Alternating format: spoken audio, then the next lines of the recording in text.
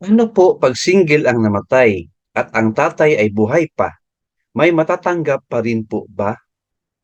Well, friends, interesting question from Sir about GSIS survivorship pensioner. Sino ba ang secondary beneficiary? Pasok ba si tatay? Kasali ba siya sa secondary beneficiary? Kasi single po ang namatay no na GSIS member. Sige po, I will answer this question in a direct, concise, and with example. So, tatlong question po ang i-discuss natin. Specifically, who, when, and how much ang tanong sa bidyong ito. Alright? Let's get started. Unang-una, let's answer this question. Who are the primary and secondary beneficiaries? Answer, the primary beneficiary shall be the following. Ayan po, number 1 and number 2.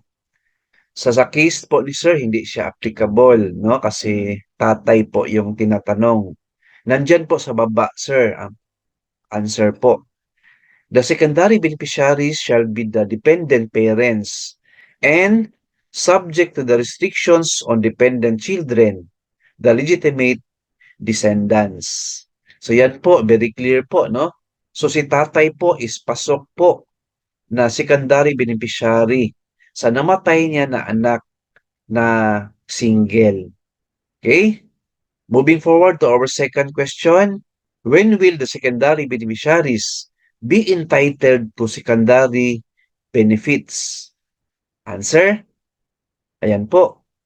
The secondary beneficiary shall be entitled to survivorship benefits only if there are no primary beneficiaries and shall be subject to limitations defined by GSIS. So very clear, friends, no? Ang secondary beneficiary si tatay, entitled po siya sa survivorship benefits only. So take note, survivorship benefits lang, hindi po pension benefits. Pag walang primary beneficiaries.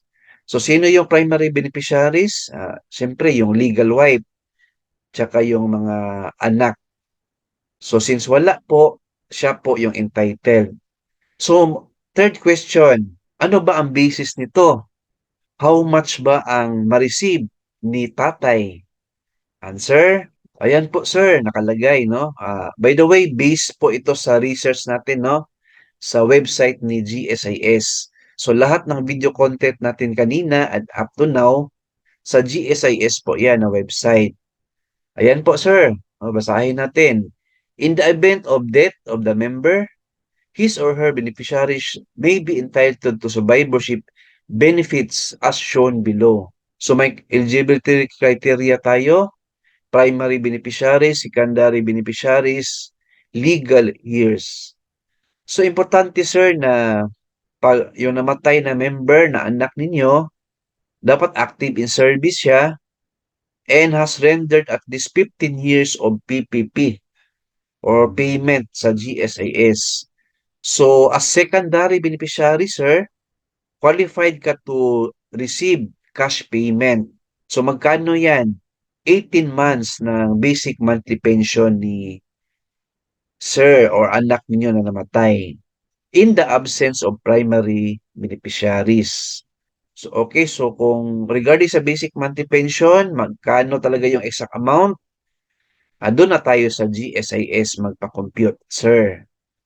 So, number 2, kung namatay yung anak ninyo na hindi pa na walang na less than 15 years of PPP, wala po kayong ma-receive, sir. Yan yung bad news. Tsaka inactive yung anak ninyo, tapos less than 15 years again, sa GSIS PPP, wala po kayong matanggap na secondary beneficiary. Yan, nakalagay, none. And sa baba din, died out of service, inactive member, and has rendered at least 3 but has less than 15 years of PPP.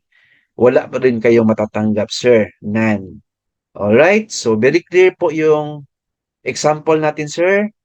So lahat ng mga GSIS concerns ng mga members or viewers natin, sasagutin ko yung question ninyo. Basta po, always watch my YouTube channel and of course subscribe. Alright? So thank you for watching. Please like, share this video, and subscribe my YouTube channel. Thank you, God bless, and 2 thumbs up.